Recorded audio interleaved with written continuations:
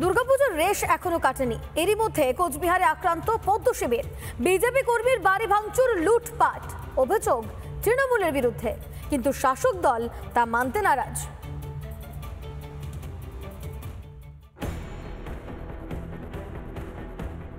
রাতে রাস্তায় বচসা, পরে সকালে বিজেপি কর্মীর বাড়ি ভাঙচুর, লুটপাট, অভিযোগের তীর তৃণমূলের দিকে।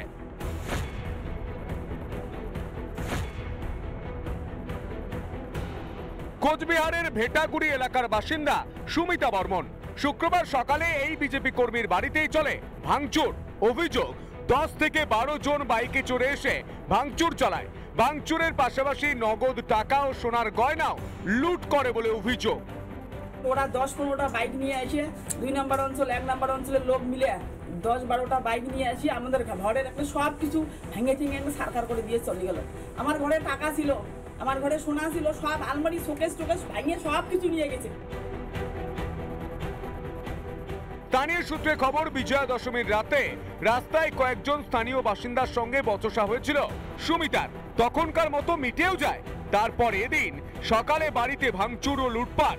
এই ঘটনায় তৃণমূলের দিকে আঙুল তুলেছে বিজেপি, যদিও শাসক দল তা মানতে নারাজ।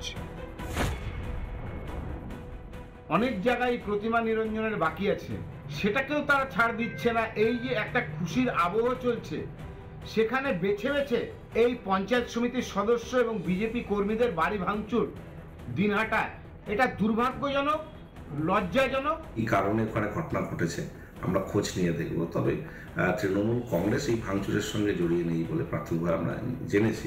যে কোনো বাড়ি ঘর ভাঙচুরের ঘটনা অভিপ্রেত গোষ্ঠীদ্বন্দ্ব হওয়ার সম্ভাবনা রয়েছে, কারণ নিষেধ প্রামাণিক যেহেতু এই এলাকায় রয়েছে, নিষেধ প্রামাণিক এখন আবার মরিয়া হয়েছে, সেখানে বিজেপির রাজ দরবার। বিধানসভা ভোটের এখনো কিছুটা দেরি রয়েছে। এখন থেকেই কি ধমক চমক পেশি শক্তির আস্ফালন শুরু করে দিল শাসক দল? তাহলে ভোটের সময় কি হবে? রিপাবলিক বাংলা। নানা ধরনের কন্টেন্ট দেখার জন্য লাইক করুন, শেয়ার করুন আমাদের ফেসবুক পেজ, সাবস্ক্রাইব করুন আমাদের ইউটিউব চ্যানেল। পাশাপাশি অন্যান্য ব্রেকিং নিউজের জন্য অবশ্যই চোখ রাখুন রিপাবলিক বাংলায়।